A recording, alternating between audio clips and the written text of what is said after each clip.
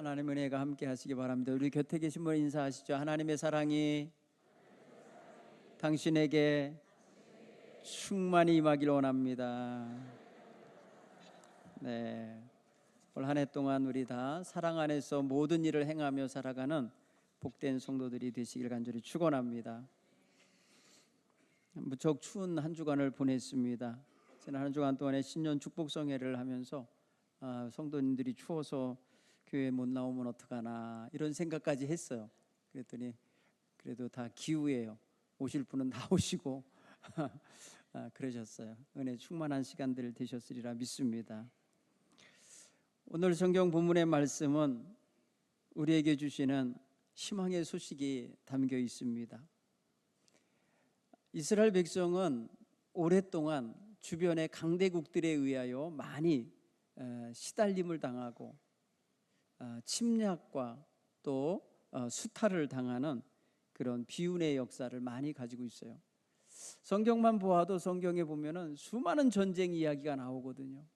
그 이스라엘 백성이 시달린 이야기들이에요. 사실은 늘 평안하면 좋은데 하나님 백성이라고 하는데 왜 이렇게 적들이 많은가?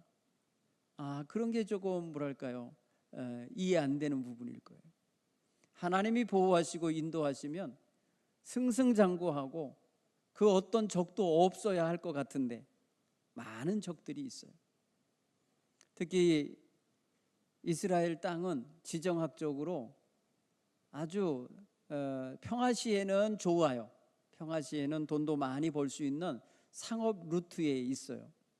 북쪽 나라가 남쪽으로 갈 때 또 남쪽에서 북쪽으로 장사하러 가는 사람들이 좋은 물건들을 그곳에 팔고 갈 수 있고 남기고 갈 수 있고 또 통행세도 솔로몬 시대처럼 통행세도 받을 수가 있어요. 그러면 부유한 나라가 될 수 있는 여건이기도 해요. 그런데 이스라엘이 약할 때는 이 나라가 짓밟히는 통로가 되는 거예요. 남쪽 애굽이 북진하여 올라갈 때 짓밟고 가고 북쪽에 아람 족속 또 저 동쪽에 있는 바벨론 족속이 남하할 때 짓밟고 내려가는 자리가 돼요. 그렇게 보면은 지정학적으로 불리한 자리이기도 해요. 그래서 많은 사람들이 우리나라랑 비교를 많이 합니다.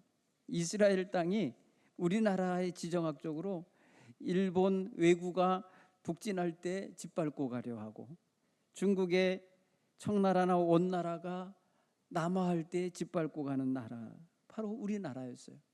우리나라도 수없는 전쟁이 있었어요. 내란과 외란을 합쳐서 960번이나 있었다고 그래요. 역사 이래 이렇게 많은 전쟁을 겪은 백성이 이스라엘 백성과 우리나라 백성들이에요. 그런데 우리가 가만히 보면 22세기 지금 거의 22세기를 바라보는 21세기를 살고 있는 지금도 우리의 삶의 현실은 녹록지 않아요. 이제 1월 20일 날 취임하겠다고 하는 그 트럼프 때문에 전 세계가 얼어붙었어요. 우리나라 지금 초긴장입니다. 지금 나라 통치도 공백 상태가 벌어지고 정치, 경제, 사회가 혼란한 중에 이런 때를 맞이하게 됐어요. 불안한 때이죠. 그러니 이런 때에 경제적으로 어려우니까 백성들은 근심이 많아요. 올해 어떻게 사업을 해나갈지 어떻게 꾸려나갈지 근심하는 분들이 많다는 거예요. 그렇게 생각해 보면은 수천 년 전 이야기나 지금 우리 이야기나 다르지 않아요. 힘들어요. 괴로워요. 그리고 절망스러워요. 오늘 이 성경에 절망하고 있는 이스라엘 백성들의 현실을 보십시오. 이들은 이스라엘 백성 민족으로서 구원받았던 역사가 성경 출애굽기 14장에 나오는데 바로 홍해 사건입니다. 홍해에서 저들이 이스라엘 민족으로서 하나님께 전격적으로 구원받은 사건 이야기가 기록되어 있어요. 오늘 성경에서도 16절과 17절이 그것을 언급해요. 여호와 하나님께서 말하노라 바다 가운데 길을 냈다. 큰 물 가운데 지름길을 냈다. 그리고 그 길로 병거와 말과 군대의 용사를 끌어들여 그곳에서 일시에 엎드려지게 하고 일어나지 못하게 했었다. 이게 뭐예요? 애굽 군대가 출애굽하여 나오던 이스라엘 백성을 쫓아왔을 때 홍해의 물을 가르시고 이스라엘 백성을 건너게 하신 후에 그 뒤를 따라오는 이 군대를 이렇게 수장시켰던 이야기가 바로 출애굽기 14장 이야기죠. 이 이야기를 통해서 이스라엘 백성은 아주 극적인 구원의 역사를 경험한 민족으로서 과거지사 생각해 보면 이런 멋진 역사가 없었던 거예요. 그런데 그 이후에 그들은 광야 40년을 살고 그리고 가나안 땅에 진입하여 살면서 하나님이 주신 율법대로 말씀대로 살지 못하고 수많은 범죄를 저지릅니다. 악한 길을 걷게 됩니다.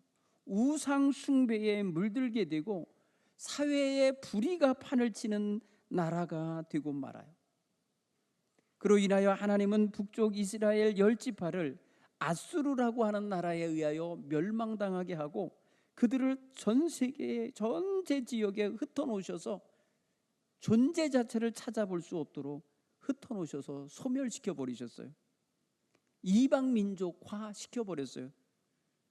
그리고 남쪽에 남아 있었던 유다 왕국과 베냐민 지파 정도는 조금 한 150여 년 더 데리고 사셨다가 그들 역시 바벨론에 의하여 짓밟힘을 당하게 하고 바벨론으로 통째로 끌려가서 포로 생활, 노예 생활을 하게 됩니다.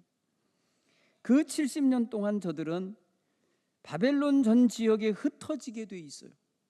어느 한 곳에 모아놓고 살게 한 것이 아니라 이 지역 저 지역으로 흩어놓아 힘을 쓸 수 없는 그런 말 그대로 해체된 백성이 되고 말아요. 그러니 그들은 고향 땅 예루살렘을 생각해 보면 다시 돌아가고 싶은 땅인데 다시 돌아갈 힘이 없어요. 돌아갈 여력이 없어요. 돌아갈 수 있는 권한이 없어요. 남의 집에 종으로 와 있는 입장이요, 포로로 끌려온 입장에서 자기들 스스로 못 가요. 이게 지척같이 가까운 데도 아니에요. 아주 몇 달 동안을 걸어가야 될 만큼 먼 길이에요. 그 사이에는 커다란 광야가 가로막고 있어요. 그래서 그들은 그들 힘을 가지고 민족 전체가 다시 옛 땅으로 돌아올 수가 없어요. 상상도 할 수가 없어요. 그러니 저들의 삶의 현실은 절망이에요. 절망적인 현실이에요. 그래서 에스겔 37장 1절로 12절 말씀 속에는 그 환상, 에스겔 골짜기에 마른 뼈다귀들만 모여있는 그 상황을 바로 이스라엘의 상황으로, 그 포로로 끌려온 백성들의 현실로 말하고 있어요. 얼마나 절망하고 있으면 살 수 없는, 이미 다 죽어버린 뼈다귀들로 백골이 되어 있는 모습으로 표현을 했겠어요. 그런 백성에게 오늘 하나님께서 희망의 소식을 전하는 거예요. 여러분, 다 죽은, 말 그대로 완전히 탈진해버리고 재만 남아있는 것 속에서 불이 다시 피어나기를 기다리기가 이게 불가능하죠. 재만 남은 데서 무슨 불이 나요. 오늘 하나님이 주시는 소식은 그들에게서 나오는 불씨가 아니라 하나님께로부터 임하는 새로운 희망의 불씨라는 것을 알 수가 있어요. 하나님께서는 저들에게 나는 너희의 거룩한 이요 이스라엘의 창조자요 너희의 왕이다.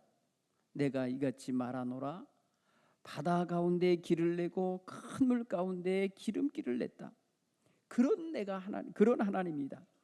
너희를 잡으러 온 병거 애굽 군대 그 말들, 그 용사들을 내가 일시에 엎드러지게 한 여호와다. 내가 말한다. 너희는 이전 일을 기억하지 말며 옛날 일을 생각하지 말아라. 보라, 내가 새 일을 행하리니 이제 나타날 것이다. 지금 이제 하나님이 새 일을 행하시겠다고 하시면서 그 절망하고 있는 백성들에게 희망의 소식을 선포하시는 것입니다. 저들 스스로는 힘을 내어서 일어난다 하여도 그 포로로 잡혀가 있는 땅에서 나올 수 없고 포로로 지금 지배당하고 살고 있는 집에서 벗어날 수 없는 그들인데 하나님이 그들을 위해서 어떤 새 일을 행하실 건가 기대하게 되는 것이죠. 오늘 우리 성경 표현에서는 이전 일은 이제 끝나고 다 사라졌으니 이제 그거 기억하지 마라. 내가 새 일을 이룰 거니 그 새 일을 기대하라고 말씀하시는 거예요. 여러분, 오늘 하나님이 주시는 이 새 희망의 약속이 무엇인가 한번 보십시오. 첫째는 저들을 구원하시겠다는 거예요. 구원하시겠다는 구속자로서 하나님께서 구원의 약속을 지금 그 백성에게 하고 계신 거예요. 포로 상태로 70년째 살아가고 있는 그들에게 저들을 다시금 세원해서 고토로 돌아가게 하고 그들에게 희망 가득한 민족으로 살게 하겠다고 하는 커다란 프로젝트가 그 안에 담겨 있는 거예요. 그것을 하나님은 새 일을 행하실 거라는 표현으로 쓰셨어요. 새 일이라고. 하나님은 새 일을 이루실 수 있는 능력자이십니다. 창조자이시며 구속자이시며 그들의 왕이시기에 그렇게 하실 수 있으십니다. 그래서야 하나님은 지금 새로운 역사를 시작하겠다고 저들에게 희망과 기대감을 불어넣어 주고 계십니다. 하나님께서 새로 하시겠다는 일을 좀 은유적으로 비유적으로 표현한 게 단어가 있다면 광야에 길을 내고 사막에 강을 내리라 하신 거예요. 여러분, 광야에 길을 내고 사막에 강을 낸다고 하면 더 이상 광야는 광야도 아니요 사막은 사막이 아니게 하실 거예요. 사실은 사람의 힘으로는 불가능한 환경 변화입니다. 조건 변화입니다. 이거는 오직 창조자이신 하나님께서 새롭게 놀라운 일을 행하실 때만이 나타날 수 있는 하나님 고난 속에 있는 일인 거예요. 그래서 이스라엘 백성이 지금 전해지고 있는 이 희망의 소식은 오직 전능하신 하나님의 능력을 통해서만이 이루어질 수 있는 일인 거예요. 또한 하나님은 저들에게 함께 하시며 임재 동행하시고 인도하실 것을 이야기하고 계신 거예요. 그들로 하여금 그 광야의 길을 걸어가게 하시고 그 사막에 내놓은 강물을 마시며 가게 하시겠다고 하는 저들의 땅까지 돌아가는 길이 열릴 것이요 그동안 그까지 가는 동안에 목마르지 않게 할 것이라는 말씀이 담겨 있어요. 따라서 이것은 하나님의 주권과 통치가 이루어질 날이 이제 저들에게 다가옴을 말해주는 거예요. 또 나아가서 저들이 그러한 길을 걷게 되고 그러한 강을 얻고 길을 걸을 때에 들짐승조차도 하나님을 존경하고 찬양하게 될 거라는 거예요. 곧 온 세상이 하나님께 영광 돌릴 일이 벌어질 거라는 거예요. 그로 인하여 백성들은 하나님을 찬송하게 될 거예요. 왜? 그들이 지어진 목적이 하나님을 찬송하도록 지어졌기 때문에 그 본분을 감당하도록 하실 거라는 거예요. 곧 뭐예요? 지금 절망하고 있는 바벨론 생활을 벗어내고 이제 새 희망이 넘치는 하나님 백성다운 길을 걷고 그 백성의 본분을 감당할 날이 올 거라는 희망의 메시지예요. 사랑하는 성도 여러분, 그런데 현실은 이스라엘 백성이 놓여 있는 현실은 절망적인 현실이에요. 불안한 현실이에요. 두려운 현실이에요. 어떻게 할 수 없는 무기력한 현실이에요. 바로 지금 우리의 현실과 다르지 않아요.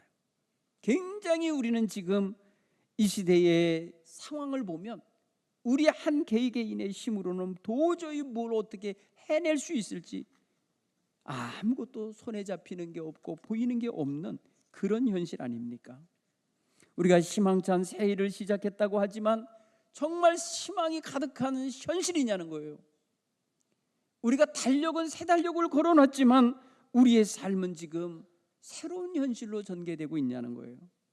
너무너무 힘겨운 현실 속에 있다는 거죠. 사랑하는 성도 여러분, 그런 면에서 오늘 하나님이 주시는 이 새로운 계획과 약속에 대한 희망의 소식이 우리에게 새롭게 들려지려면 우리를 누르고 있는 과거의 일, 지난 날들의 일, 옛날 일들을 버려야 되겠다. 첫째는 여러분, 과거의 실패와 실수에 대한, 그리고 그거에 대한 후회와 연민 같은 생각을 떨쳐내고 살기 바랍니다. 사람은 실패와 실수를 하지 않고 살 수는 없어요. 완벽할 수 없기 때문에 실수합니다. 그로 인하여 두려움과 죄책감과 열등감과 패배감이 마음을 장악해버리면 우리는 앞으로 전진하려고 하는데 너무나 커다랗고 무거운 족쇄가 우리의 발을 붙잡고 있는 것 같은 현실을 맞게 되는 거예요.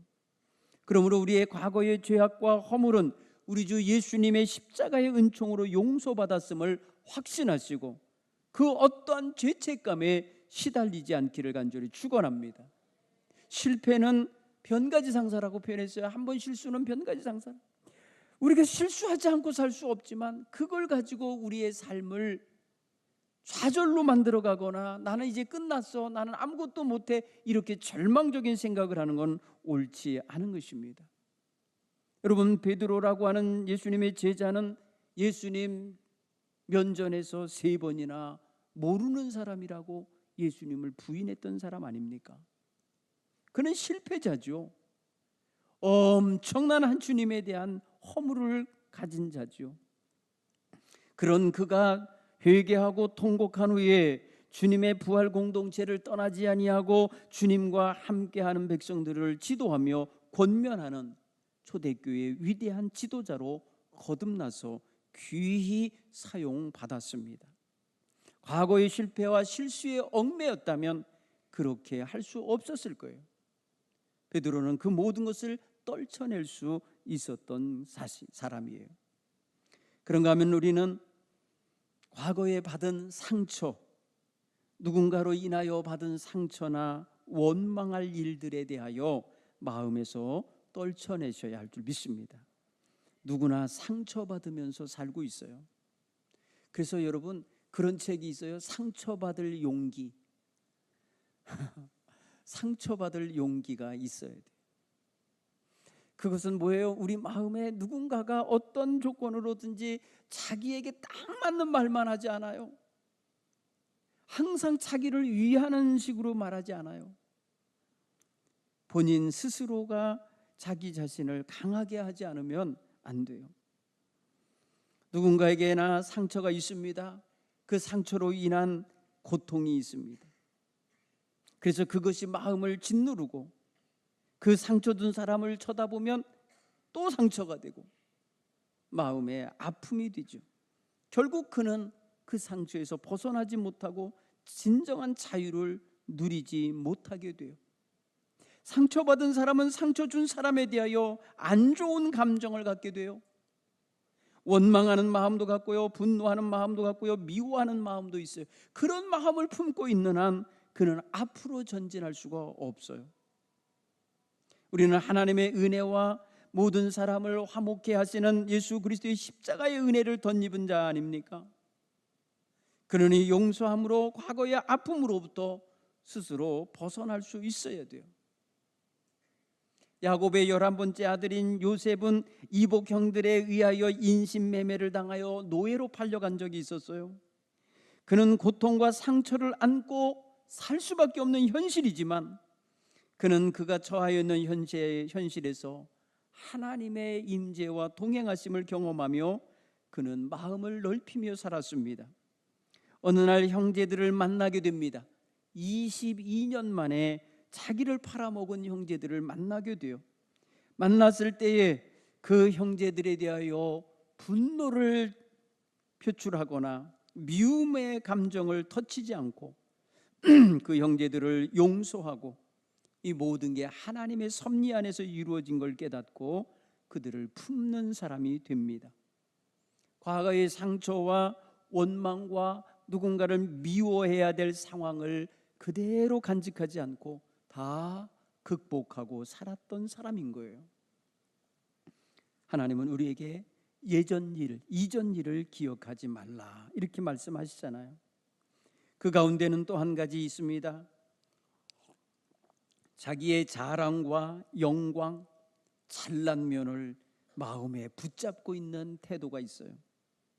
그래서 내가 옛날에 어쨌니 해서 요새 라떼라는 말을 쓴다는데, 그 라떼 의식을 버리셔야 돼요.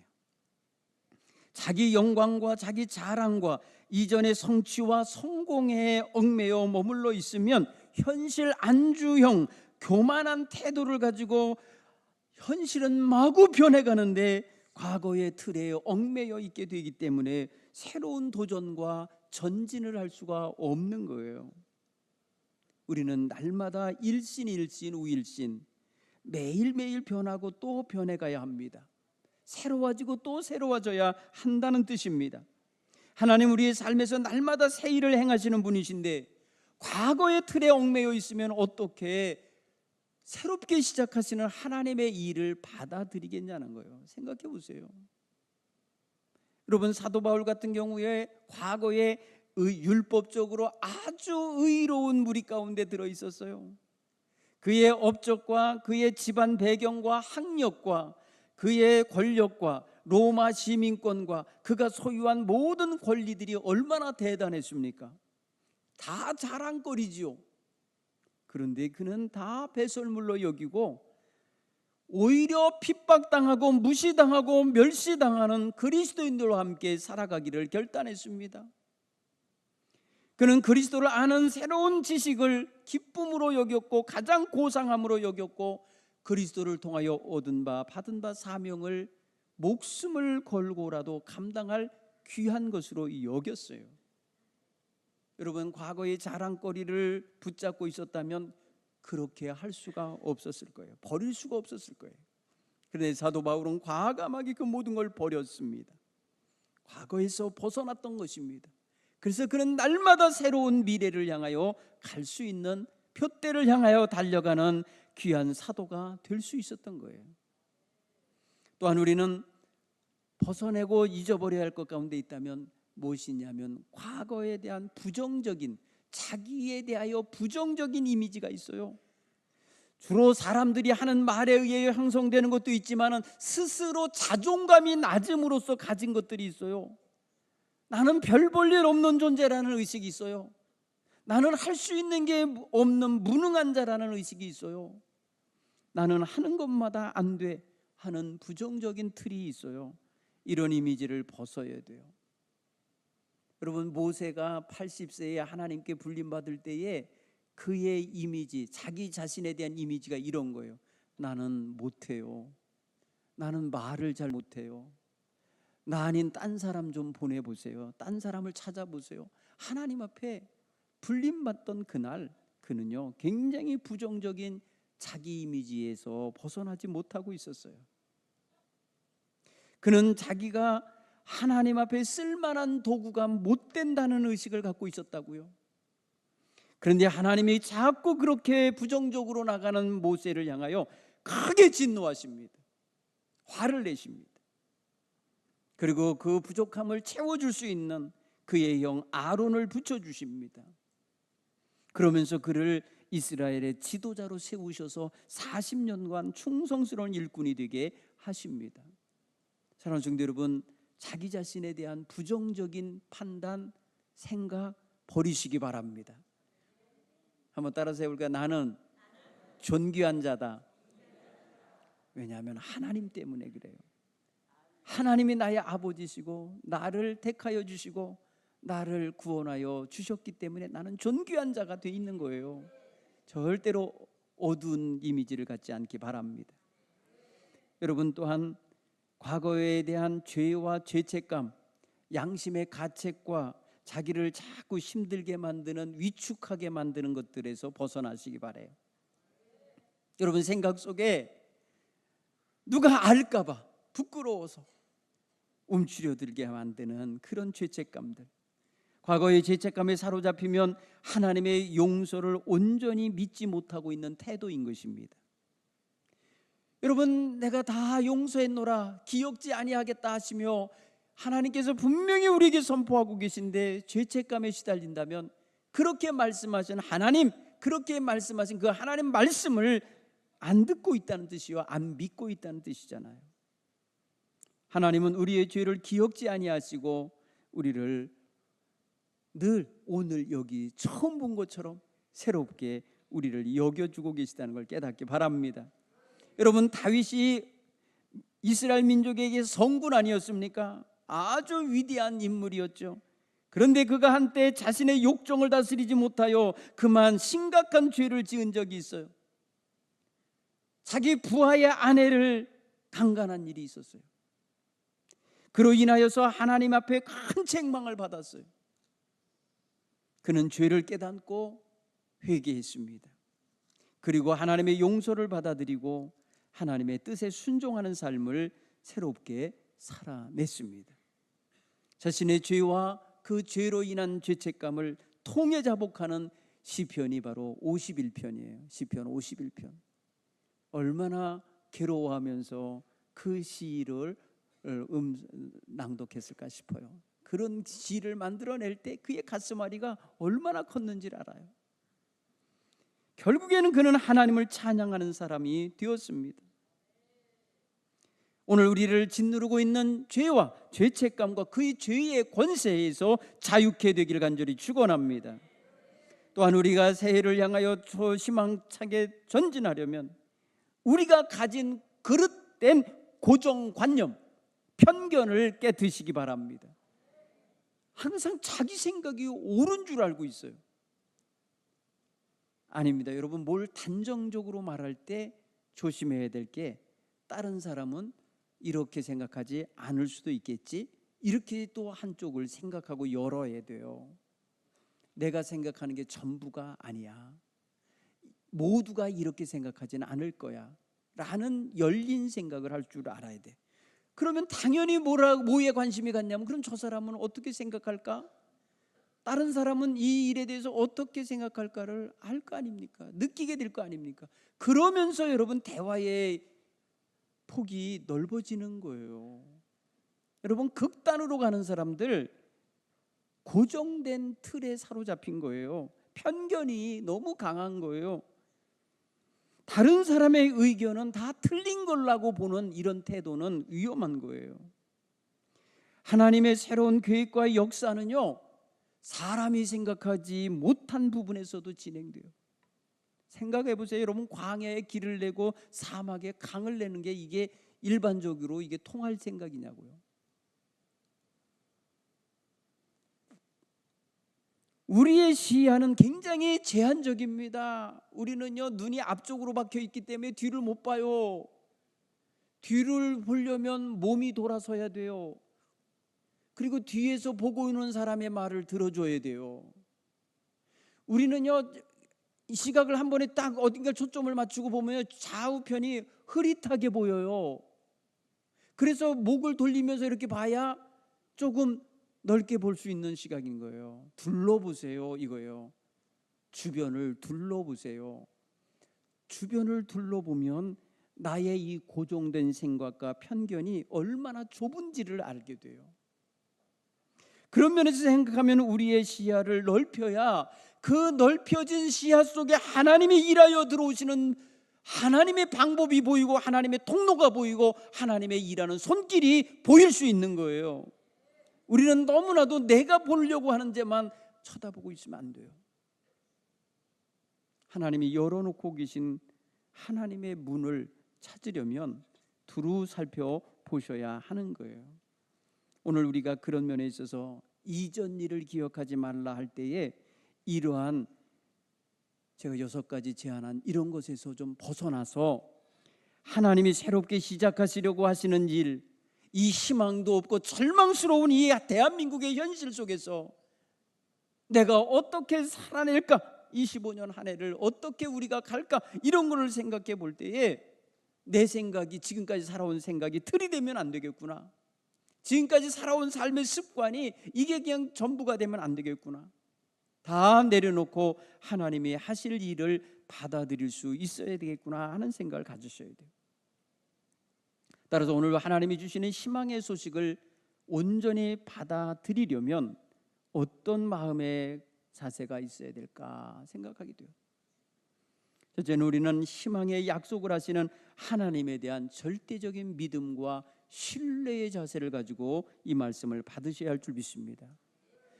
고지곳대로 여러분 광야에 길을 내고 사막에 강을 냈으면 이 놀라운 일을 하시겠다고 할 때 그게 어떻게 가능하냐고 이렇게 따지고 묻지 말고 전능하신 하나님, 창조주 하나님이 하시겠다면 하는 거예요.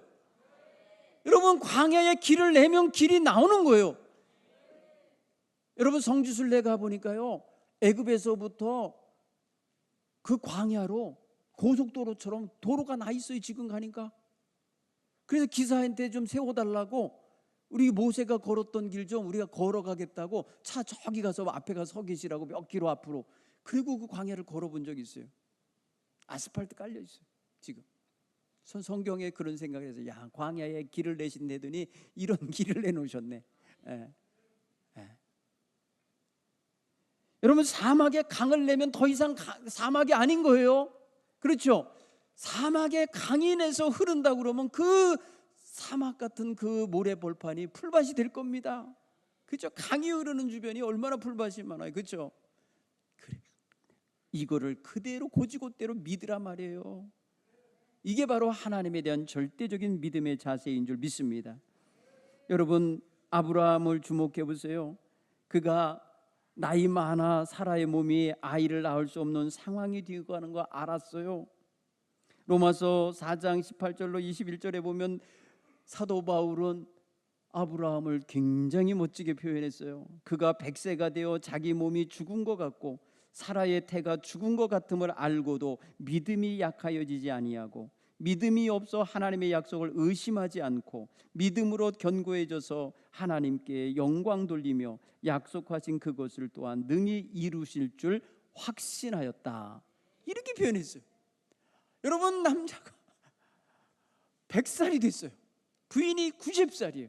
죽은 것과 똑같은 몸이라는 거예요. 그 말은 뭐예요? 생명을 잉태하기에는 불가능한 몸이 현실이 되어 있더라는 거예요. 네.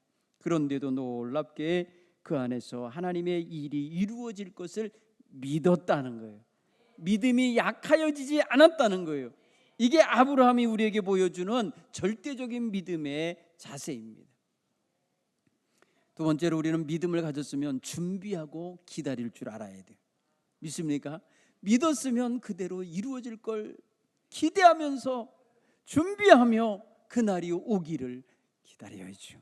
여러분 이스라엘 백성들 이 이사야의 예언을 듣고 그들 마음속에 절망하고 있다가 어떻게 우리가 해방이 돼? 어떻게 우리가 바벨론에서 떠나서 고토로 돌아갈 수가 있을까? 상상도 안 될 일이었지만 그들에게 실제로 이루어졌잖아요. 여러분 이 예언을 통하여 저들이 마음에 믿음을 가지고 준비하고 기다렸을 것입니다. 광야에 길을 내고 사막에 강을 내시는 것이 즉각적인 일이 아닐지라도 상징적인 말씀일지라도 사람들에게 상상할 수 없는 일이 실현 불가능한 일처럼 보일지라도 하나님께서 하실 것이라고 하는 기대와 믿음을 가진 사람은 인내하며 기다릴 줄 알 것입니다. 하나님의 계획은 때로는 우리의 기대보다 더디게 이루어집니다. 성도들은 그러나 끝까지 인내하며 하나님의 은총과 역사하실 것을 기다릴 줄 알기를 간절히 축원합니다. 여러분 시편 40편 1절에 내가 기다리고 기다렸더니 하나님께서 나를 기가 막힐 웅덩이와 수렁에서 나를 건지셔서 반석 위에 내 발을 세우셨다고 찬양하는 장면이 나와요. 내가 기다리고 기다렸더니 하나님 앞에서 그런 날이 정말 왔다는 거예요. 오늘 우리 모두 이러한 놀라운 체험을 할 수 있길 간절히 축원합니다. 또한 믿음으로 이것을 믿고 기대하고 있으면 미리 감사할 수 있어요. 미리 찬양할 수 있어요. 그런 날을 소망하면서 노래할 수 있을 거예요. 하나님의 은총이 이루어지는 날을 생각하며 찬양할 수 있게 되기를 바랍니다. 히브리서 11장 7절에 노아 같은 경우 이렇다는 거예요. 믿음으로 노아는 아직 보이지 않는 일에 경고하심을 받아 경외함으로 방주를 준비하여 그 집을 구원하였으니 이로 말미암아 세상을 정죄하고 믿음을 따르는 의의 상속자가 되었느니라. 여러분 노아가 사는 땅에 홍수가 날 거라고 하는 것은 사람들이 상식적으로 믿어지지 않는 이야기였어요. 비가 그렇게 와서 여기가 다 물에 잠기는 날이 올 거라고 하는 건 믿지도 않아. 그동안 역사에 있지도 않았고 그런 날은 오지 않을 거라고 모두가 다 생각하고 있을 그때에 노아는 믿음으로 보이지 않는 일에 대한 경고하심을 받아들였다는 거예요. 그리고 그 여호와를 경외하는 그 마음을 가지고 그 명령, 방주를 만들라고 하는 명령을 수행했다는 거예요. 그래서 그날이 왔을 때에 그의 가족을 다 구원하는 역사를 이루었다는 거죠. 사랑하는 성도 여러분, 오늘 우리는 이러한 하나님의 뜻에 대한 눈에 보이지 않고 아직 도착하지 않은 그 시점일지라도 이루어질 걸 확실히 믿고 감사 찬양할 수 있게 되길 간절히 축원합니다. 또한 우리는 하나님의 말씀을 받았으면 말씀을 따를 줄 아는 순종하는 자세가 있게 되기를 바랍니다. 올 한 해 동안 여러분 52주 동안 전해지는 말씀 속에 어느 날 어느 말씀인가가 나를 확 사로잡는 날이 올 거예요. 그 말씀을 붙잡으시기 바랍니다. 그리고 그 말씀대로 순종하기를 결단하시기 바랍니다. 그래야 하나님께서 새 역사를 나의 삶 속에 나의 가정 위에 이루시는 것을 확신하시고 경험하시고 고백할 수 있기를 바랍니다. 마침내 이렇게 되는 백성은 뭐 하겠다는 거냐? 나라의 찬송을 부르게 될 것이다. 이렇게 오늘 본문에 말씀하셔요. 21절에 이 백성은 내가 나의 찬송을 하게 하려고 지었다는 거예요. 그러니 우리의 입술에서 하나님을 찬양하는 아름다운 찬양의 소리가 넘쳐나게 올 한 해 동안 드러나게 되기를 간절히 축원합니다. 기도하겠습니다.